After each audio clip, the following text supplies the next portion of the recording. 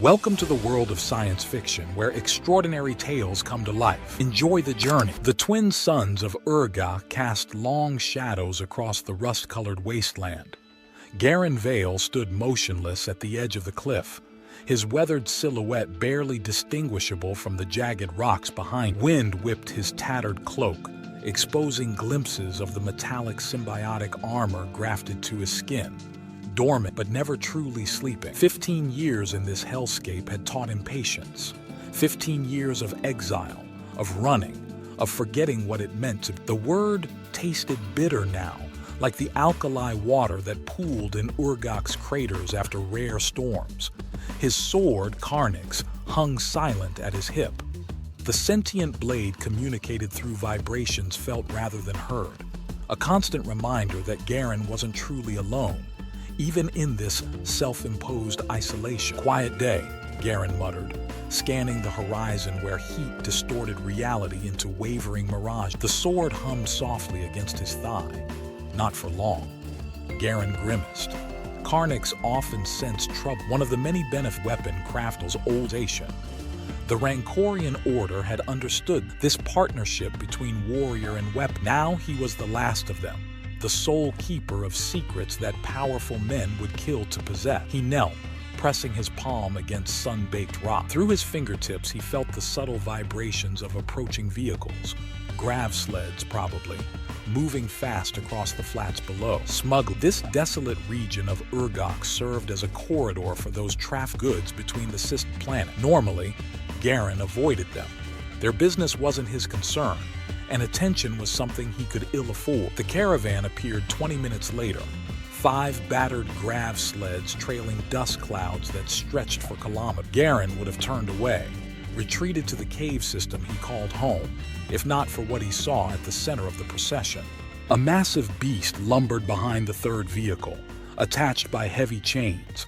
The creature defied simple classification: part reptile with armored scales along its spine, part feline predator with powerful haunches and slashing claws. But it wasn't the beast that made Garen's breath catch. It was the woman chained to it. Even from this distance, her purple skin caught the sunlight, shimmering like liquid amethyst. She stumbled alongside the beast, connected to it by cruel interlocking restraints that forced her to match its pace or be dragged. Her head hung low, but something about her posture suggested defiance rather. Karnix vibrated violently against Garen's leg. "I feel it too," he said, frowning. Something was wrong, beyond the obvious cruelty before. The sword grew warmer, its consciousness pushing against the edges of Garen's mind, seeking permission to communicate directly. Garen closed his eyes, lowering his mental barriers. The sword's awareness flowed into him like liquid metal. "Hear that, Garen?" The voice resonated within his skull, ancient and precise. A brain scream. The girl below is calling in an unfamiliar language, very passionately called. He didn't hear it, not exactly, but he felt it now that Karnix had aligned their perceptions. A psychic disturbance rippling through the air, raw and desperate. The woman was projecting her thoughts outward, a telepathic cry for help that no one in this wasteland could possibly answer.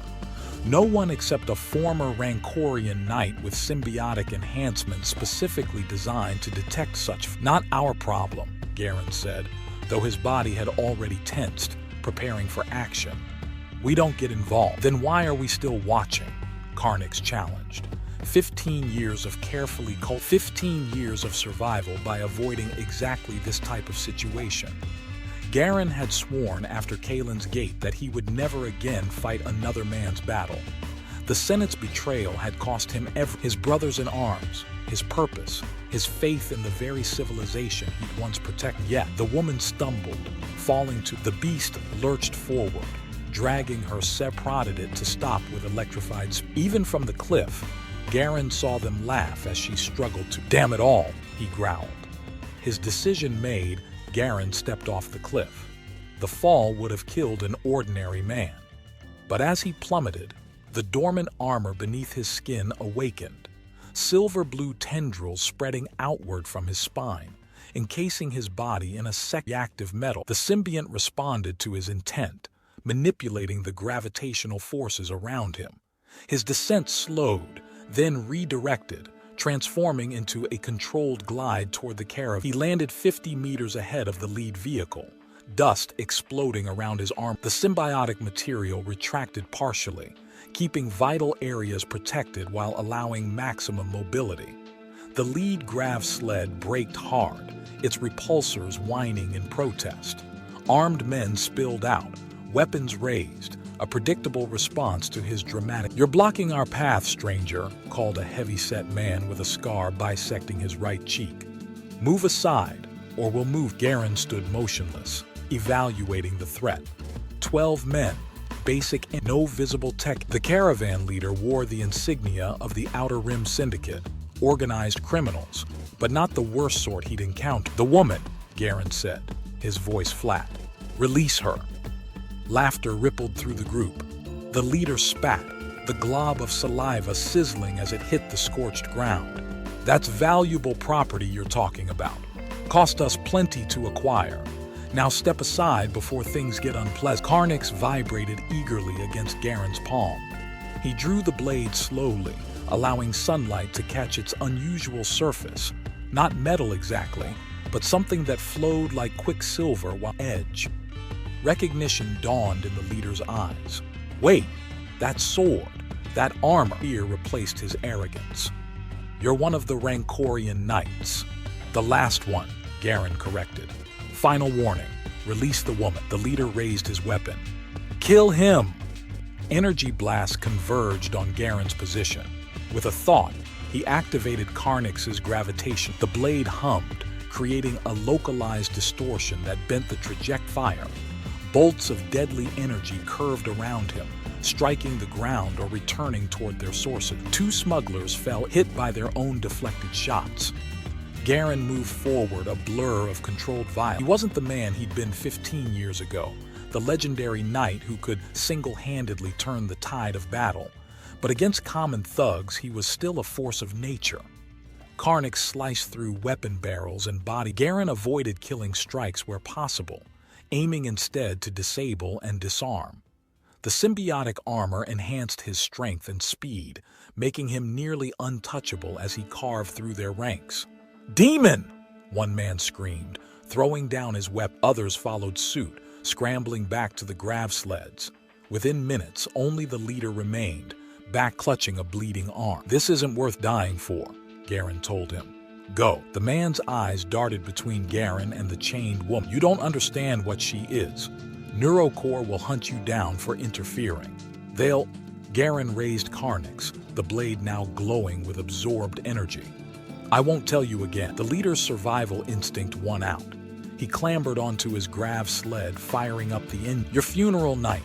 She's not worth..." The caravan retreated in disarray, vehicles accelerating rapidly away from the confrontation. Garen watched until they disappeared over the horizon, then turned his attention to the woman and beast. Up close, her condition was worse than he'd imagined. Her purple skin was marred by abrasions and burns. The chains binding her to the creature were cruel. If either pulled too hard, barbs would dig into both. Despite this, she stood as straight as her restraints allowed, regarding him with eyes the color of Urgok's rare lavender sunsets. The beast beside her was even more impressive at close range. Standing near his shoulder, its scaled hide transitioned to striped fur along its flank. Intelligence glimmered in its amber eyes, along with something else. Suspicion, perhaps, or calculation. "Can you understand me?" Garen asked. She studied him for a long moment before responding. "Yes." Her voice was rough from thirst but carried the unmistakable education. "Are you..." An odd question. "Last I checked." Her lips curved slightly. "And you shouldn't be in chains." Garen approached cautiously, Karnix at the ready. The beast growled, a sound that vibrated the very air around them but made no move to attack. Examining the restraint mech, Garen identified the main control. "Hold still," he instructed, raising his blade. Fear flashed across her face. "Wait." The suppression. Karnix descended with surgical precision, severing the control. Chains fell away, clattering against the hard ground. The beast shuddered, muscles ripped hide as it tested its. The woman rubbed her raw wrists, watching Garen with undisguised curiosity. "You're either very brave. Do you know what you've just done?" "Freed you," Garen said flatly. "Unless you preferred the alternative." "I didn't say I was ungrateful." She glanced at the retreating dust. "But they'll be back with reinforcements. Then we should move." Garen sheathed Carnix and started walking toward the cliffs. After a few paces, he realized she wasn't following. "Coming? My name is Larea." Larea Vel. Names meant connection, and connection meant vulnerability. For 15 years, he'd been nobody, a ghost haunting Urgok's wasteland. "Garen," Garen Vale. Larea smiled, a genuine expression that transformed her face despite her exhaustion. "Well met, Garen Vale. This," she gestured to the massive beast beside her, "is Hagar." The creature's ears flicked forward at the sound of its name. Garen noticed that despite chains, it remained protectively close to the woman. "Your pet?" he asked. Larea laughed, a sound so unexpected in this desolate place that Garen found himself momentarily disarmed. "Hagar belongs to no one. Our relationship is more complicated than ownership." She placed a hand on the beast's flank. "But he tolerates me better than most." A distant whine of engines reached. Garen's enhanced hearing identified at least 3 vehicles, moving fast. "They're coming back," he said. "We need shelter." Larea nodded. "Lead on, Knight." As they made their way toward the cliff face, Garen's mind raced with questions. Who was this woman with telepathic abilities? What was her connection to the beast? And what did the smuggler mean about Neurocore hunting them down? "The answers may prove dangerous," Carnix whispered. Garen watched as Larea walked ahead, her movements graceful despite. The beast, Hagar, padded silently beside her, its massive body positioned between her and potential threat. "When have we ever chosen the safe path?" Garen responded silently. The sword's consciousness radiated something like amusement. "Perhaps that's why we're the last of our kind." They reached the hidden system just as the pursuing vehicle within the shelter of stone. As dust swirled outside and engines roared, Larea Vel turned those lavender eyes upon him once more. "You've made powerful enemies." Softly. "I should know. I've been running from them for longer than I care to remember." "I've had powerful enemies before," he replied. "Tell me why they badly enough to chain you to a monster." Larea's expression darkened.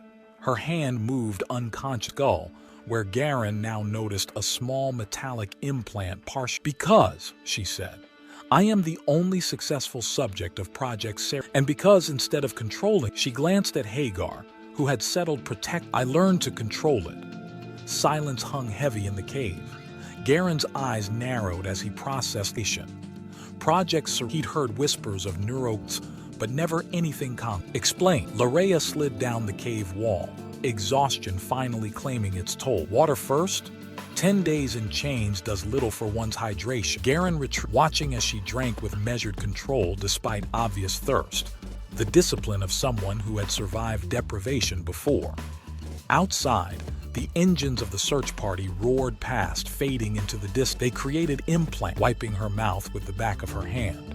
Neural symbionts designed to amplify empathic abilities.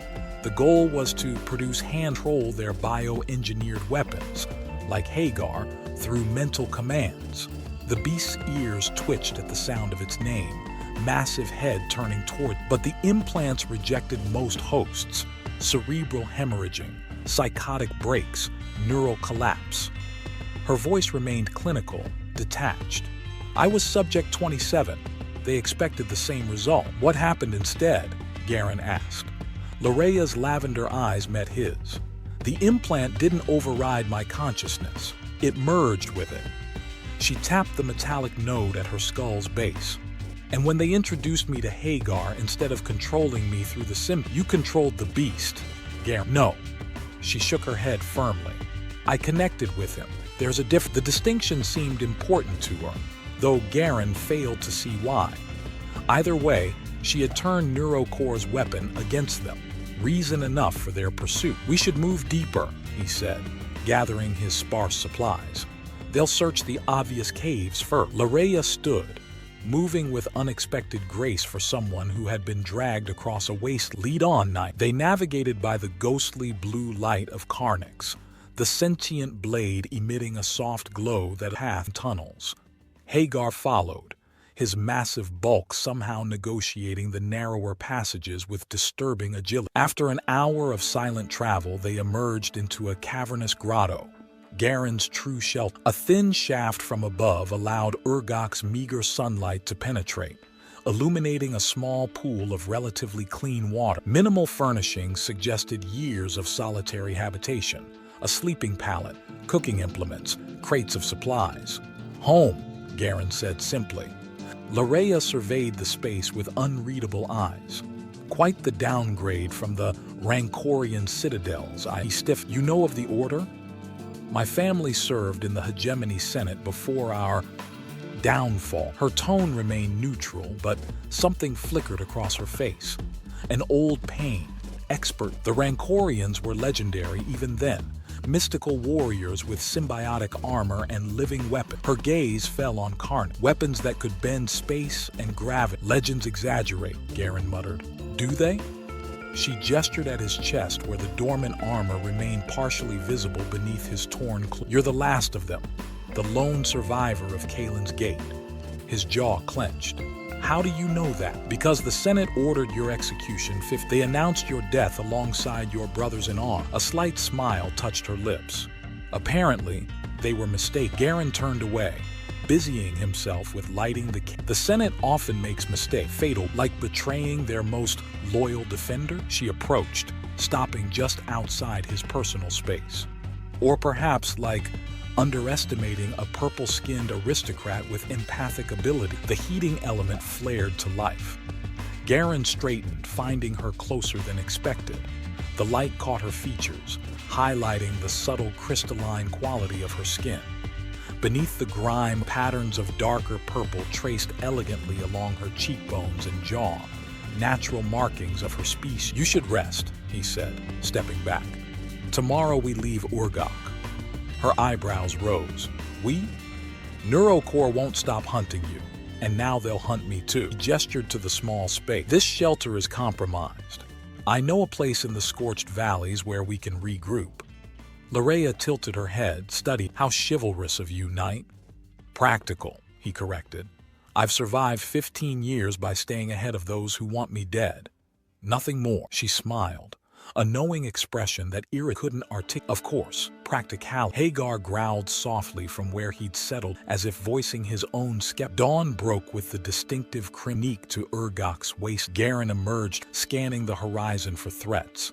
Finding none, he began his daily routine, movements practiced and efficient, muscles flowing through combat kept him alive since the fall of his order. The symbiotic armor responded to his exertion, flowing like liquid metal across his torso and limbs before retreating beneath his skin. The sensation had once intrusive.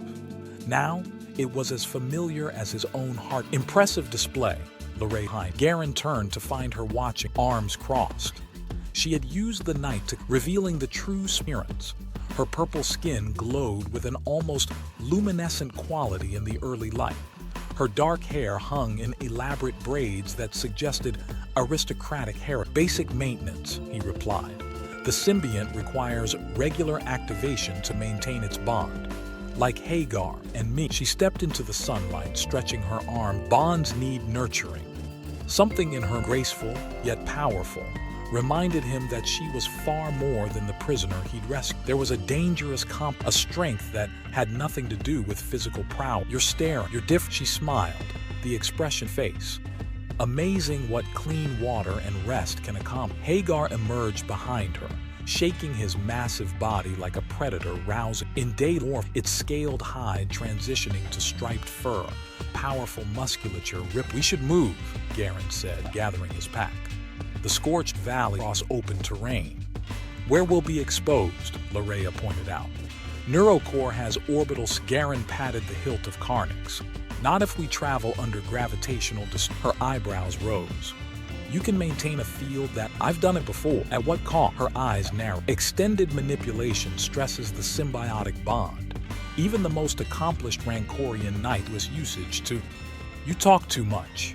Garen cut her off, slinging his pack. If you prefer Neurocore's company, stay behind. Her laugh, rich and unexpectedly melodic, caught him off guard. Oh, I'm coming with you, Knight. Someone needs to make sure you don't collapse from stubborn pride. They set out as Urgok's twin sons climbed higher. Garen activated Karnix's gravitational field, creating a distortion that would render them virtually invisible to orbital scans. The strain was immediate, a dull pressure at the base of his skull where his own neural implants connected with the symbiotic armor. Lareya walked beside him, adjusting easily to the altered gravitational pull. Hagar loped ahead, occasionally disappearing over dunes only to reappear minutes later as if reporting the absence of threat. Will you tell me about them? Lareya asked after an hour of silence. Your brothers-in-law? Garen's jaw tightened. No. 15 years is a long time to carry ghosts alone. I'm not alone, he replied. I have Karn. The sword hummed at his hip as if Lareya scrutinized him with those unsettling lavender eyes. A sentient weapon is hardly a substitution, says the woman bonded to a genetically engineered monster. Instead of taking offense, she laughed again. Touché, Knight. Perhaps we're both poor judges of... Despite himself, the corner of Garen's mouth twitched. Perhaps. By midday, the wasteland had given way to the Broken Lands, a region of fractured terrain where ancient tectonic activity had thrust massive slabs of rock at unnatural angles. They made camp in the shadow of one such formation, sheltered from both suns and prying eyes. As Garen released the gravitation, pain lanced through his skull. He disguised the resulting wince, but Lareya's observant gaze missed nothing. You're overextended. The symbiont requires recovery time. I know my limits, he growled. She approached, stopping uncomfortably close. You're bleeding. Garen touched his nose, fingers coming away red. It happened not to a properly bonded knight. Without warning, she pressed her cool palm against his forehead. You're burning up. The symbiont is fighting. Jerked away from her touch. I said I'm fine. And I say you're being an idiot. Crossed her arms. You've been using the armor wrong, forcing it into submission rather than work. I've survived 50 without your advice. Survived, yes. But at what cost? She gestured to his body where the symbiotic material visibly pulsed beneath his skin, agitated, chaotic. This isn't how it should, and you're suddenly an expert on Rancorian symbiotic tech. No, but I understand symbiosis better than most. Her eyes drifted to Hagar, who had positioned himself on a nearby outcropping, surveying the terrain. It's not about control, it's about part. Garen scoffed. Save your philosophy. It's not philosophy. It's simple biology. She stepped close, fearless in the face of his irritation. Implant merged with me instead of controlling me because I didn't fight it. I adapted to it, and it adapted to... Despite his skepticism, her words resonated. The symbiotic armor had indeed grown more difficult to control, more demanding. He'd attributed it to age, to the lack of the specialized provided by the Order's technician. What do you propose? He asked. Too exhausted. Let me help, she said. Before he could respond, she reached for his hand. The contact sent a jolt, not unpleasant, but startling in its intensity.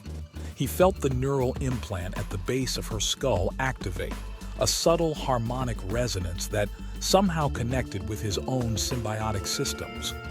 What are you doing? Trying to pull. Her grip tightened. Trust. Warmth spread from her touch, flowing up his arm and across his chest where the symbiont resided. The chaotic pulsing beneath his skin gradually stabilized, finding a rhythm that matched his heart. The pressure in his skull eased. How? Project Cerebrobir wasn't just about controlling beasts, she explained. It was about understanding and manipulating neural networks of all kinds, organic and synthetic. Garen flexed his fingers, feeling the symbiont respond with unprecedented fluidity. Hacked my arm. A smile played at her lips. I reminded it what true symbiosis feels like. That night, as they sat beside a small fire carefully shielded from outside view, Garen felt a strange light. The symbiotic armor rested beneath his skin, quiet and responsive in a way it hadn't been in years. Lareya reclined using her flank as a back. The beast appeared content, amber eyes half closed as she absently stroked its scaled neck. "Will you call me mistress now?" she asked suddenly. Her tone played. "I did save you from your own stubborn." "I saved you from those chains," he countered. "Don't start." Her eyes sparkled in the fire. "And if I do, will you save me again?" The question hung between them, layered with meanings Garen wasn't prepared to explore. "Tell me about Hagar," he deflected. "How does a beast like that end up chained to someone like—" Her expression sobered. "He's not what you think. Not a mindless animal, but a created brain synclone with ancient behavioral patterns. Neurocore engineered him with wolf-like loyalty but programmed aggression." Garen glanced at the seemingly docile creature. "Doesn't seem very aggressive. From the first day, he was supposed to tear me apart," she continued. "But when they connected us, my psi field somehow rewrote his programming. The implant malfunctioned, or worked too well depending on your perspective. So he bonded with you instead of killing you. Yeah, he's still dangerous." Her voice lowered. "His wild fury falls upon anyone trying to take me away, and he's only truly stable when I'm nearby." Garen considered. "A failsafe. If you escape, the beast goes berserk." "Precisely why they chained us together," she confirmed. "My captors thought it was ironic. The aristocrat and the monster, bound by necessity." Karnix vibrated softly at Garen's side. He placed his hand on the hilt, allowing the sword's consciousness to brush against his own. "She speaks truth," the weapon communicated, "but not all of." Garen frowned. What wasn't she telling? As if sensing his suspicion, Larea met his gaze direct. "Tomorrow we'll reach the edge of the scorched valleys. Neurocore will have search parties constant. It's the obvious exit route from Urga. You have a better suggestion?" "Yes." She nodded. "There's a place in the Sundered Peaks, a hidden grotto with a natural damp. The mineral deposits disrupt scanning. We could rest there, properly recover before attempting to leave the planet." Garen narrowed his eyes. "How do you know about such a place?" "I spent 3 months on Urga before they captured." She shrugged. "I'm more resourceful than I appear." That night, as Larea slept, Garen consulted Karnix under the moons of Urga. "She's dangerous," the sword, "more than she appeared." "So am I," Garen replied softly. "You could have been great, Karnix. Now you drink darkness from a flask in the desert." Garen stared at the sleeping form of the purple-skinned woman. Despite everything, or perhaps because of it, he felt more alive than he had in 15 years. "That's how I survive," he whispered. But for the first time, the words rang hollow. The Sundered Peaks loomed before them, jagged spires of obsidian rock thrust skyward like black talons against Urgok's blood-red horizon. 3 days of grueling travel had led them here, to the hidden grotto Larea had described. Garen paused at the mouth of a narrow fissure, scanning for signs of pursuit. The gravitational distortion had held, but maintaining it had taken its toll. Even with Larea's assistance stabilizing his symbiont, exhaustion dragged at his limb. "This way," Larea said, slipping into the crevice. Hagar followed, his massive bulk somehow contracting to navigate the tight passage. The fissure wound deeper into the mountain, gradually widening until it opened into a breathtaking cavern. Crystalline formations hung, refracting the light from natural vents above. A pool of clear water, a rarity on Urgok, filled the center, fed by an underground spring. The air felt charged yet peaceful, as if the cave existed in its own pocket of reality. "The mineral content creates a natural dampening field," Larea explained, gesturing to the glittering walls. "Neurocore's scanners can't penetrate." Garen deactivated the gravitation, his shoulders sagging with relief as the constant pressure "How long can we stay?" "Long enough to recover." She approached the pool, kneeling to test the water with her fingertips.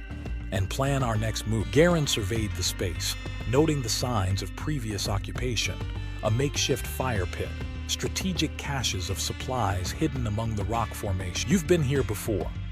She smiled enigmatically.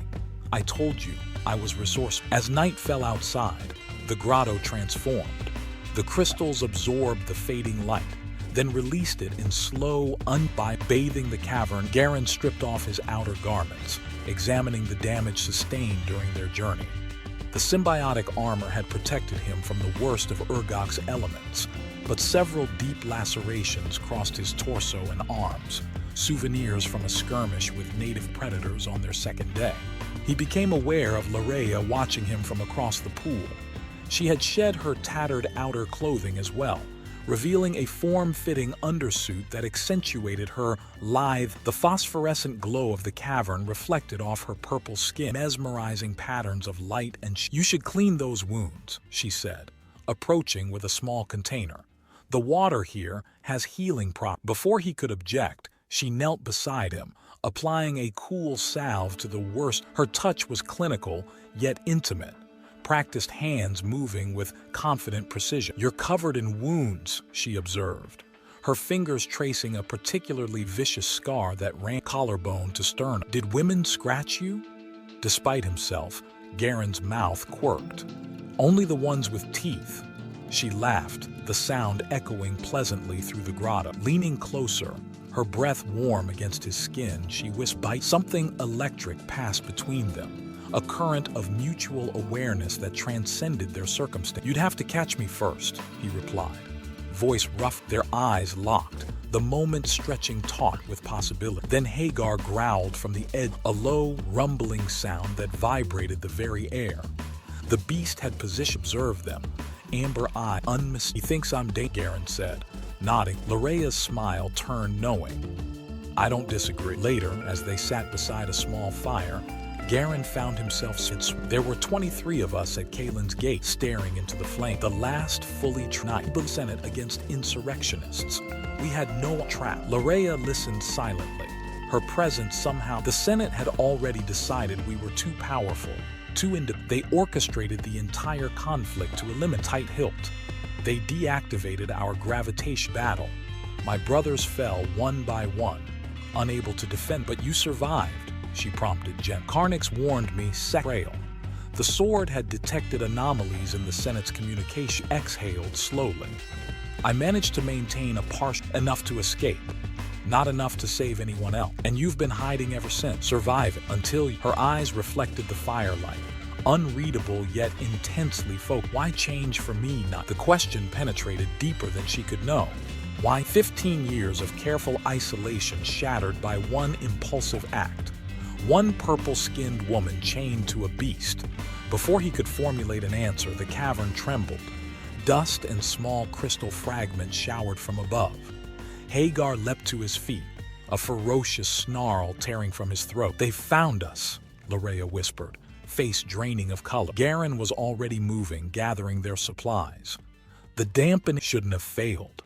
Her eyes widened with realization. "Unless they're using harmonic disruptors calibrated to my neural signature." The implication struck him instantly. "They're not tracking me. They're tracking you. Specifically you." "Yes." She looked stricken. "Garen, Another tremor, stronger this time. The sound of drilling equipment penetrated the cavern walls. "No time," he cut her off, tossing her pack to her. "Secondary exit?" She nodded, pointing to a narrow tunnel at the far end of the grotto. "It leads to the eastern ridge." They moved swiftly, Hagar taking point with surprising agility for his size. The tunnel wound upward, eventually terminating in a vertical shaft carved into the rock. "You first," Garen instructed, keeping Karnix drawn and ready. Larea ascended rapidly, her movements fluid and assured. Hagar followed, claws finding purchase where human hands could not. Garen brought up the rear, the sword's gravitational field providing additional lift. They emerged onto a narrow ledge overlooking the vast wasteland of Urgak. The twin moons illuminated a nightmarish sight. Neurocore dropships circled the sun, deploying squads of armored troops and hovering drones that swept the terrain with... "This is no ordinary search party, Garen. This is a full tactical deployment." Larea's face hardened. "They've brought empathy suppressors and neural disruptors, standard equipment for retrieving unstable assets." "How many men?" "At least 50. Plus automated systems." She met his gaze directly. "You should leave me, Garen. This isn't your fight." The word struck him as absurd. After everything they'd survived together, the thought of abandoning her now seemed unthinkable. "I've run enough," he said. Something shifted in her expression. Surprise, perhaps, or a deeper emotion he couldn't name. She stepped closer, one hand rising to touch his face. The contact sparked awareness through his entire system, symbiont responding to her proximity with unexpected. "Then we fight," she whispered. Their lips met with the inevitability of colliding stars. 15 years of isolation shattered in an instant as Garen pulled her against him, one hand dark hair. Her mouth was warm, demanding, a counter silk of her skin. Hagar growled nearby, but neither paid attention. The world narrowed to the space between their bodies, the taste of her lips, the building pressure of need too long denied. When they finally broke apart, breathless, the sounds of pursuit had grown louder. Neurocore forces were closing in, methodically searching the mount. "Well," Larea said, a new light in her lavender eyes. "That was worth waiting." Garen found himself smiling, a genuine expression that felt foreign on his face after so. "Timing could be better." "I disagree." She glanced toward the approaching. Nothing like imminent death to clarify one's priority. A plan formed between them without need for extensive discussion. The synchronicity of two warriors who had quickly learned to anticipate each other's movements and thought. "I'll draw their fire," Garen, already activating his symbiotic armor. The silver-blue material flowed over his skin, hardening into segmented plates that enhanced every aspect of his physical capability. "You circle around with Hagar, target their command ship." Larea nodded, her expression shifting to one of battle. She placed her hand on Hagar's massive head, the neural implant at her skull's base pulsing with energy as she established deeper connection. "Careful, Knight," she said. "I've grown rather fond of." Grinned, feeling younger than he had in decades. "Likewise." With that, they Garen leaping directly into the path of the advancing forces while Larea and Hagar disappeared into the shadows of the ridge. The battle erupted with explosive violence. Garen wielded Karnix with lethal precision, the blade's gravitational field sending Neurocore troops flying or crashing into each other. His enhanced reflexes allowed him to anticipate energy blasts before they were fired, dodging. From his peripheral vision, he tracked Larea's progress. She and Hagar moved as one, the beast's raw power guided by her tactical intelligence. They cut through the eastern flank forces, driving toward the command ship that hovered half a kilometer distant. The corporation had come prepared, how a specialized squad deployed what could only be empathy suppressors, devices designed to disrupt the neural connection between Larea. The effect was immediate and the beast faltered mid-stride, its movements suddenly uncoordinated. Larea staggered, clutching her head in obvious pain. Garen altered his trajectory instantly, cutting through 3 soldiers to reach her position. A neural disruptor, sleek and deadly, tracked toward her vulnerable form. "Larea!" he shouted, pushing his enhanced muscles to their limit. Hagar reacted purely on instinct, throwing his massive body between Larea and the incoming threat. The disruptor struck the beast directly in the chest, unleashing a concentrated blast of neural scrambling energy. Hagar convulsed violently, collapsing to the rocky ground with an earth-shaking impact.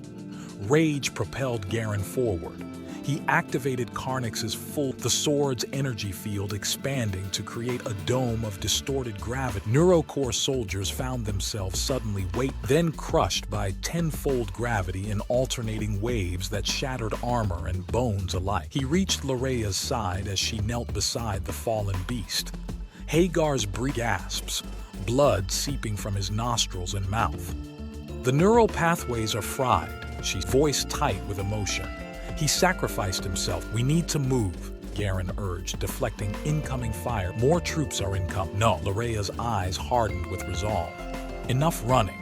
She stood, facing the approaching forces with newfound determination. The neural implant at her skull pulsed with increased, bathing her purple skin in eerie light. "What are you doing, Garen?" "What I came to Urgak to do in the first place." She turned to him, expression softening momentarily. "I'm sorry I didn't tell you. I needed to be sure I could trust you." Understanding dawned with cold clarity. "You let yourself be captured. This was all part of your plan." "Yeah," she nodded. "I'm not just any aristocrat. I'm Velencor's daughter, the creator of Project Cerebro-Bearer and all of NeuroCore's bioweapons probe. The revelation struck like a physical blow. You're destroying your father's legacy. I'm correcting his greatest mistake. Her eyes blazed with purpose. My mind carries the master control frequency for every neural implant ever created. They think they're retrieving an asset, but they're bringing in their destruction. She stepped forward, placing her hand against his armored chest. You didn't help me out of calculation. That means you're not part of the Her voice softened. You're part of. Before Garen could respond, NeuroCore's command ship descended, hovering directly above the battle. A resonant pulse emanated from its underside, a harvesting beam designed to extract Lareya and her value. Now, she shouted, eyes meeting Garen's with fierce intent. Understanding her intent, he activated Karnix's gravitational field at maximum capacity. The symbiotic armor flowed body, enhancing every cell. Time seemed to slow around him as his perception accelerated tenfold. Simultaneously, Lareya channeled her full mental capacity, broadcasting a cascade of override commands on NeuroCore's own. The harvest intended to extract her instead became a conduit for her signal, transmitting directly into the corporation's central systems. The effect was catastrophic. The command ship systems went haywire, its weapons turning against other vessels. Drones fell from the sky, their programming suddenly rewritten. The troops on the ground collapsed as their neural enhancements malfunctioned. In the midst of the chaos, Hagar stirred. The beast's eyes opened clearer than before, as if freed from some fundamental constraint. The neural disruptor, Lareya. It destroyed the control parameters but left his consciousness intact. The battle ended as suddenly as it had begun. NeuroCore's forces lay scattered, their technological advantages turned against them by the very woman they had sought to capture. Hours later, as Urgok's twin suns rose over the devastation, Garen and Lareya stood atop the ridge, surveying the aftermath. Below them, dozens of bioengineered creatures wandered free, released from NeuroCore's control by Lareya's signal. Hagar moved among them, seemingly communicating in ways only they understood. What now, Garen? Now we finish it. Lareya turned to him, determination etched in every line of her face. The main facility on Centauri Prime. That's where the breeding program continues, where more creatures like Hagar are being created and enslaved. She stepped closer, her hand finding his. Unless you have more important plans. Another 15 years of drinking darkness from a flask. Garen felt Karnix vibrate at his hip, not in warning but in something that felt remarkably. The symbiotic armor beneath his skin hummed in harmony with Lareya's presence. I suppose my calendar has opened up, he said. Her smile was radiant in the dawn light. One more mission night, one last battle, and after. She looked over the wasteland that stretched to the horizon. There are others like beings with neural compatibility who could bond with these creatures by choice, not coercion. A new order, perhaps. One that honors symbiosis rather than exploit. The vision she painted resonated with something long dormant within the ideals of the Rancorian order before its fall. Protection, balance, partnership between beings of different nature. 3 weeks later, they stood atop NeuroCore's destroyed main laboratory on Centauri Prime. Their final assault had succeeded beyond expectation. Lareya's neural override spreading facility, liberating hundreds of creatures while gaze neutralized the human threats. The night sky above them blazed with stars, a stark contrast to Urgok's blood-red Lareya embraced Garen from behind, her arms encircling his waist, her cheek pressed against his shoulder. You saved me once, she murmured. But now, I want you to stay. He turned in her embrace, facing her direct. And what do I get for that? Her lavender eyes held his, honest and unguarded. All of me. Everything. Their kiss sealed a covenant beyond words, a partnership forged in battle and understanding. Months later, on a terraformed moon far from both NeuroCore's influence and the Senate's reach, they established what the locals came to call the Symbiont Academy. Here, beings with neural compatibility learned to bond creatures, creating partnerships built on mutual respect rather than domination. Hagar became the first of a new generation, his offspring, freed from genetic programming, forming Brid Beast. Garen found purpose in training those with aptitude for the symbiotic armor, passing on the Rancorian techniques that might otherwise have been lost forever. And in quiet moments done, he and Larea would Skok's own, their bodies and mind that transcended physical boundaries. "I'm still a beast," she would tease, eyes mischief. "Only now I'm dragging you along." And always, his answer remained the same. This time, willing. Their embrace under those moons symbolized more than romance. It represented the merging of destinies once thought alien, knight and aristocrat, beast and handler, all finding harmony in the space between control and chaos, where true symbiosis flourished. 24 years passed or perhaps like the orbit of a distant star, measured in revolutions rather than moments. The central courtyard of the Symbion Academy bustled with activity as the season's new candidates arrived. Nestled in the verdant valley of Nova Tirano, the Academy's gleaming backdrop of snow-capped, what had begun as a sanctuary for liberated bio-beasts had evolved into the galaxy's premier institutional symbiosis. Garen Vale stood on the observation balcony, his once dark hair now streaked with silver. The symbiotic armor beneath his skin had aged with him, adapting to the geology with the same grace that had characterized their partnership for decades. Carnix hung at his side, its consciousness a familiar presence, more companion than weapon. "Father!"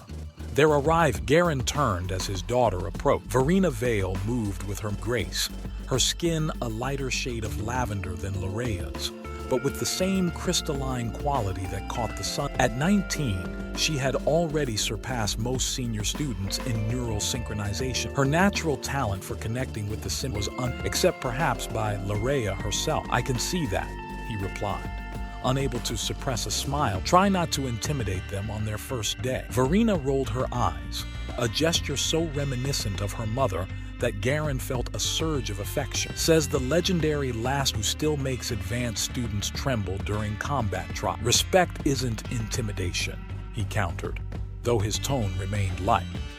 "Rollin thinks other." Verena nodded toward the training fields below, where her older brother supervised a group of returning students. At 23, Rowland Vale had inherited Garen's build and tactical mind, combined with his mother's telepathic sensitivity.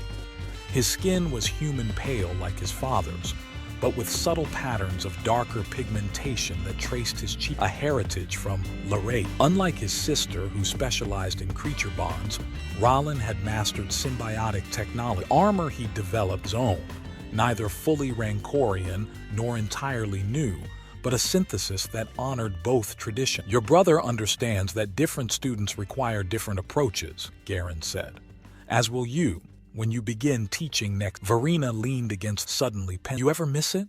The fighting? The danger?" Garen considered the question seriously. "Sometimes I miss the clarity of it. In battle, everything distills to its essence." He looked out over the academy, the culmination of 20 years of building, teaching, healing. "But this is better." A familiar presence approached from behind, a sensation Garen could identify even without turning. Larea's arms encircled his waist, her chin resting on his shoulder. 20 years had only enhanced her beauty, adding wisdom to her lavender eyes and a serene confidence to her bearing. "Philosophical discussions before breakfast?" she asked, her voice carrying the same musical quality that had first capped on Urgok's wasteland. "Verena was asking if I missed the old days," Garen explained. Larea laughed softly. "When I was chained to a monster and you were drinking darkness from a flask. Such romantic time." Verena groaned. "Please don't start with that story." "Which part embarrasses you more?" Larea teased. "That your father was a brooding hermit, or that your mother was once mistaken for a helpless damsel?" "Both," Verena declared. "Definitely both." A commotion below drew their attention. An enormous beast loped across the courtyard. Saran, Hagar's eldest offspring, and Verena's bonded companion since childhood. Students scattered respectfully as the creature approached Rollin, who received the beast's report with a nod. The neural connection between humans and creatures had evolved beyond simple control into true communication. Perimeter sensors detected Senate scouts again, Larea observed, her enhanced empathic abilities allowing her to catch fragments of the exchange. Garen's expression hardens third time this month. They're curious, not hostile, Larea reminded. The Senate has changed since your day. Not enough, he replied, though without the bitterness that might once have colored such words. The new hegemony Senate had maintained an uneasy detente with the Symbiont Academy for nearly a decade. The potential of neural symbiosis technology was too valuable to ignore, yet too dangerous to allow unfettered development.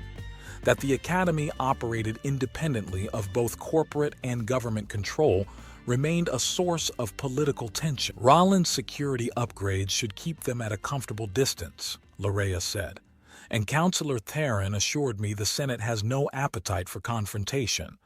Not after what happened on Rigel 4. Garen nodded, remembering how their son had held mercenaries sent to evaluate the Academy's defenses 3 years earlier. The symbiotic armor he'd developed had proven more formidable than the incident had elevated their threat to respected neutral power. Verena straightened suddenly. I should go. The new neural resonance trainer is arriving today. The one from the Cygnus Collective? Larea asked, her tone deliberately casual. A faint purple blush colored Verena's cheeks. Yes, Trainer Kyleth. He's highly regarded in his... I'm sure that's your only interest, Garen commented dryly. Verena shot him a look that promised retribution, then departed with the dignified haste of someone trying very hard not to appear hurried. Alone now, Garen turned to face his wife. 20 years of partnership had created a connection that transcended ordinary bond. The neural symbiosis they'd developed, Knight and Arist, had deepened with time, allowing them to sense each other's thoughts without invasive telepathy. You're worried, Larea, touching the crease between his brows. The Senate scouts, increased corporate interest from the Outer Rim, rumors of new neural technology development on Procyon. He sighed. Peace never lasts, Larea. Perhaps not, but what we've built does. She gestured to the academy spread below them. Hundreds of students, dozens of liberated creatures, all working in harmony. Our children will carry this forward, whatever comes. As if summoned by her words, Rallen approached, his stride Saren padded alongside him, the bond between them evident in their synchronized movements. Though not formally paired like Verena and her companion, Rallen had developed a unique rapport with Hagar's offspring. Mother, father, the Security Council is assembling. We've received a transmission from the Cygnus Collective. They're requesting asylum. Larea's eyebrows rose.